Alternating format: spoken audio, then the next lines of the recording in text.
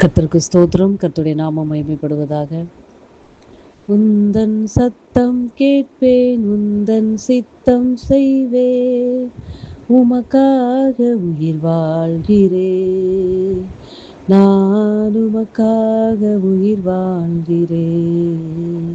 உந்தன் சத்தம் கேட்பேன், உந்தன் சித்தம் செய்வேன், உமக்காக உயிர் வாழ்கிறேன், நான் உமக்காக உயிர் வாழ்கிறேன், நான் உமக்காக உயிர் வாழ்கிறேன். ஆமா ஆண்டவரே, எங்களை அதிகமாய் நேசிக்கிற அன்பின் பரலோக தகப்பனே, இந்த நல்ல வேலைக்காய் நன்றி. இந்த இதயத்தோடு உண்மை துதிக்கிறோம், உண்மை ஸ்தோத்திரிக்கிறோம். அப்பா, இம்மட்டுமா எங்களை கிருபையாய் நடத்தி வந்த அன்புக்காய் நன்றி செலுத்துகிறோம்.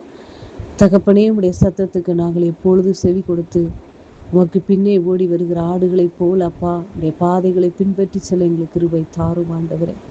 உமது பாதையிலே எங்களை வழி நடத்துவீராக அப்பா. உம்மை விட்டு அப்பா விலகி செல்லாதபடி, உமது பாதையை விட்டு தூரம் போகாதபடி எங்களை உடைய பாதையிலே நடத்துவீராக. இம்மட்டும் நடத்தினீரே சப்பா, உமக்கு கோடி நன்றி. இனிமேலும் நடத்துவீர், அதற்காய் நன்றி தகப்பனே. உம்மை உயர்த்துகிறோம், எங்களை தாழ்த்துகிறோம் ஆண்டவரே. இயேசுவின் நாமத்தில் பிதாவே, ஆமேன். கர்த்தரின் ஆலோசனைக்காக யோவான் எழுதின சுவிசேஷம் 10ஆம் அதிகாரம், அதனுடைய 3, 4 மற்றும் 5வது வசனங்கள். யோவான் எழுதின சுவிசேஷம் 10ஆம் அதிகாரம், அதனுடைய 3, 4 மற்றும் 5வது வசனங்கள். வாசலை காக்கிறவன் அவனுக்கு திறக்கிறான், ஆடுகளும் அவன் சத்தத்துக்கு செவி கொடுக்கிறது. அவன் தன்னுடைய ஆடுகளை பேர் சொல்லி கூப்பிட்டு அவைகளை வெளியே நடத்தி கொண்டு போகிறான். அவன் தன்னுடைய ஆடுகளை வெளியே விட்ட பின்பு அவைகளுக்கு முன்பாக நடந்து போகிறான். ஆடுகள் அவன் சத்தத்தை அறிந்திருக்கிறபடியினால் அவனுக்கு பின் செல்லுகிறது.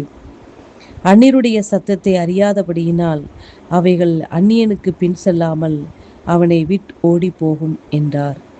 கர்த்தருடைய நாமம் மகிமைப்படுவதாக. இந்த இடத்தில் ஒரு மேய்ப்பனையும் மேய்ப்பனை பற்றிதான ஆடுகளை பற்றி ஒரு வேதம் நமக்கு கற்றுத்தருகிறது. ஆடு தன் மேய்ப்பனை நன்றாய் அறிந்திருக்கிறது. மேய்ப்பனும் தன்னுடைய ஆடுகளை பற்றி நன்றாய் அறிந்திருக்கிறது என்று வேதம் சொல்லுகிறது. மேய்ப்பனுடைய சத்தத்தை ஆடுகள் அறிந்தபடியினாலே மேய்ப்பனுடைய சத்தத்திற்கு ஆடுகள் செவி கொடுக்கிறது. அந்த ஆடுகளுக்கு எல்லாற்றுக்கும் அந்த மேய்ப்பன் என்ன செய்கிறான் என்றால், ஒவ்வொரு பெயராய் வைத்து பேர் சொல்லி கூப்பிடுவதை வேதம் சொல்லுகிறது. மேய்ப்பன் ஆடுகளை வெளியே நடத்தி செல்லும் பொழுது அதற்கு முன்பாக மேய்ப்பன் நடந்து செல்லுகிறான். ஆடுகள் அவனுடைய சத்தத்தை கேட்டு அவனுக்கு பின்பாக செல்லுகிறது. வேற யாருடைய சத்தத்தையோ, அதாவது அந்நியருடைய சத்தத்தை அறியல. இதனால் வர அந்நியருடைய சத்தத்தை அந்த ஆடுகள் கேட்காதபடியினாலே அவைகள் அந்த அந்நிய சத்தத்துக்கு பின் செல்லாமல் அதை விட்டு ஓடி போயிருது.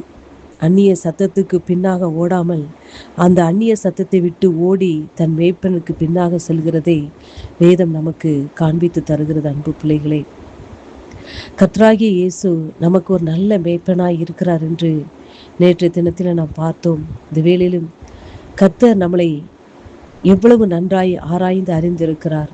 நம்மளை பேர் சொல்லி அழைக்கிற தேவன், நம்மளுடைய நிலைமையை பற்றி நன்றாய் அறிகிற தேவன், நம்மளை நடத்துகிற தேவன், நமக்கு முன்பாக சென்று நமக்கு முன்னாலே இருக்கிற எல்லா கோணல பாதைகளை செவ்வைப்படுத்துகிற தேவன். நாம் அவருடைய சத்தத்தை கேட்டு அவருக்கு பின்பாக செல்லும் பொழுது அந்த பாதையில் நமக்கு சமாதானம் கிடைக்கும். அந்த பாதையில் நமக்கு சமாதானம் கிடைக்கும். அந்த பாதையில் நமக்கு ஆசீர்வாதம் கிடைக்கும். அந்த பாதையில் நமக்கு அமைதி கிடைக்கும். அந்த அவருடைய பாதையை, அவருடைய சத்தத்துக்கு செவி கொடுத்து அவருடைய பாதையில் நடக்கும் போதெல்லாம் இந்த ஆசீர்வாதங்கள் எல்லாம் நமக்கு கிடைக்கும். அந்நிய சத்தத்துக்கு நாம் செவி கொடுப்போம், ஆனால் அவருடைய சத்தத்தையே கேட்டு கொண்டிருக்கிற ஆடுகள் புதுசா ஒரு சத்தத்தை கேட்கும் பொழுது, அதுக்கு வித்தியாசமாய் கேட்கும் பொழுது அதை விட்டு ஓடி போகிறது. இது என்னுடைய மேய்ப்பனுடைய சத்தம் அல்ல, இந்த மேய்ப்பனுடைய சத்தம் அல்ல, இந்த சத்தம் என்னை நன்மையான பாதையில என்னை நடத்தாது, முன்ன பின்ன என தெரியாத இந்த அந்நிய சத்தத்துக்குள் நான் சென்றுவிட மாட்டேன் என்று அந்த ஆடுக்கு தெரியும். தெரிந்த மாத்திரத்தில் அந்த அந்நிய சத்தத்தை விட்டு தன் மேய்ப்பனுக்கு பின்னாக செல்வதை பார்க்கிறோம். அன்பு பிள்ளைகளே, இன்று கர்த்தரும் அப்படித்தான் நம்மளை நடத்தி செல்லுகிறார். அவருடைய வார்த்தைகளை ஒவ்வொரு நாளும் நமக்கு கொடுத்து, அவருடைய வார்த்தைகள் நம் காதுகள் கேட்கும்படியாய் ஒவ்வொரு நாளும், அவருடைய சத்தத்தை கேட்கும்படியாய் ஒவ்வொரு நாளும் நமக்கு வார்த்தைகளை கொடுக்கிறார். அன்பு பிள்ளைகளே, இந்த வார்த்தை ஒவ்வொரு நாளும் நம்மளை வழிநடத்தி செல்லுகிறது. நாம் எந்த சத்தத்திற்கு நாம் செவி கொடுக்கிறோம் என்பதை இந்த நாளில் கர்த்தர் கேட்கிறார். அன்பு பிள்ளைகளே, நாம் கர்த்தருடைய சத்தத்துக்கு செவி கொடுக்கிறோமா? அதாவது நம்மை நடத்துகிற மேய்ப்பருடைய சத்தத்தை நாம் கேட்கிறோமா? இல்லை அந்நிய சத்தத்திற்கு நாம் செவிகள் சாய்க்கப்படுகிறதா என்பதை கர்த்தர் இன்றைக்கு நம்மிடத்தில் கேட்கிறார். அன்பு பிள்ளைகளே, அந்நிய சத்தம் என்றால் கர்த்தருடைய சத்தத்தை கேட்க விடாதபடி தடுக்கிறது அத்தனையும் அந்நிய சத்தம் என்று வேதம் சொல்லுகிறது. அந்நிய சத்தத்திற்கு நாம் செவி கொடுக்காதபடி கர்த்தருடைய வசனத்துக்கு கீழ்ப்படிந்து அவருடைய வசனத்துக்கு செவி சாய்த்து அவருக்கு பின்பாக நாம் செல்லும் பொழுது முன்னே சொல்லப்பட்ட அத்தனை ஆசீர்வாதங்களும் அந்த பாதையில் நமக்கு கிடைக்கும். அன்பு பிள்ளைகளே, கர்த்தருடைய சத்தத்தை விட்டு அந்நிய சத்தத்துக்கு நாம் செல்லுவோமானால் அந்த பாதையானது இருளின் பாதையில் நம்மளை கொண்டு போய் விட்டுவிடும். அன்பு பிள்ளைகளே, அதில் நிச்சயமில்லை.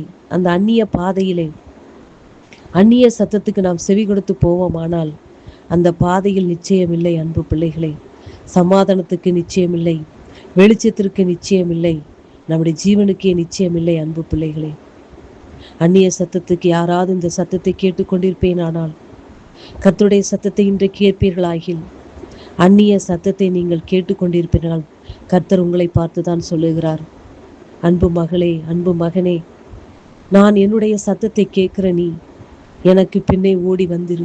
அந்நிய சத்தத்துக்கு நீ செவி கொடுத்து பின்னே செல்வாயாகில் உன்னை அதை மரண இருளிலே கொண்டு போய் விடுதும்.